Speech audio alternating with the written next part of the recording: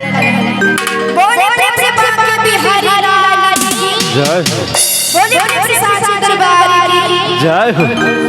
देखिए आप लोग खाना नहीं खाते हैं क्या जी? हमारी आंटी जी आप पीछे कितना पे और आवाज नहीं आ रहा उधर से थोड़ा जोर से लगाइए।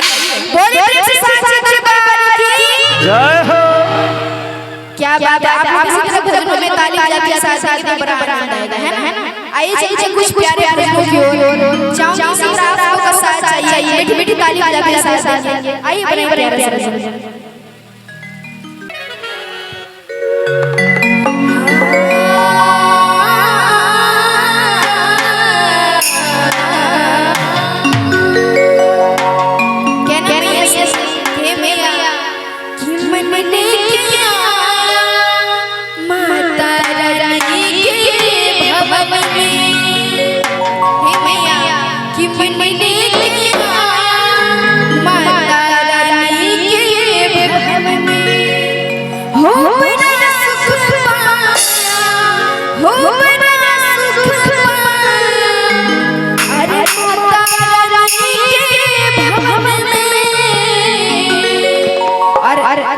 आप सब इससे पहले भजन सुने हैं मतलब पहले आपने कभी सुना भजन सुने हैं ना? तो थोड़ा सा गाइए कि मन ने किया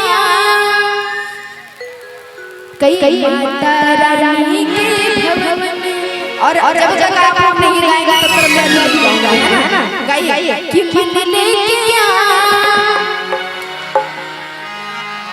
हाय हाय क्या दिल आप सब पीछे वाले आंटी कि मन ने किया माता रानी के भवन में, है ना? एक बार उठाइए आप बोले प्रेम से शेरवा मैया की और हाथ ऊपर सीधे एक बार ऊपर उठाइए भैया जी यू कैन जस्ट ये क्या ऐसे उठाइए ना। बोले प्रेम से साचा दरबार की जय हो। ताली बजाइए कैसे 1 2 3 4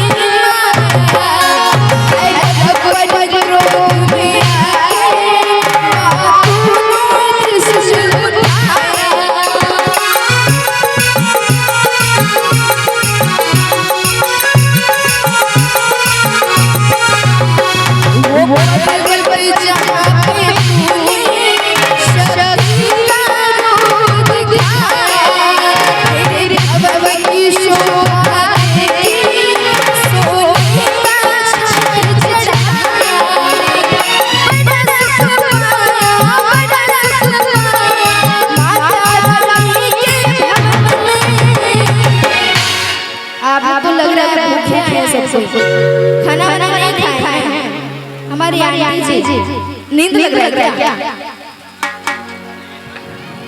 देखिए आप लोग हेलो जी, जब आप लोग सुनिए, जब आप लोग बैठ इतना म्यूजिक करेंगे तो पीछे वाले क्या होगा? समझ में नहीं आ रहा है। थोड़ा सा भैया ठीक दीजिए, समझ में नहीं आ रहा है क्या बोल रहे हैं, है ना?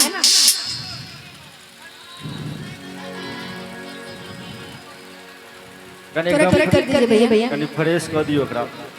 Hello hello hello hello hello hello hello hello hello hello hello